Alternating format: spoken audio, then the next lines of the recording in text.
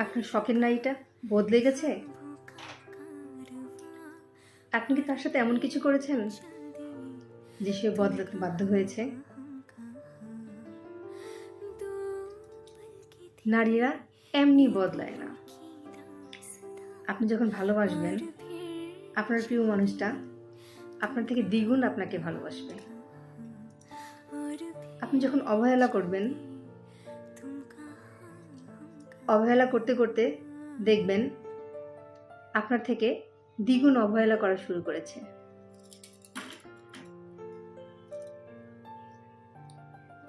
মেয়েরা সবকিছু অনেক বেশি করে ফিরিয়ে দেয়, সেটা ভালোবাসা হোক নয়তো অবহেলা।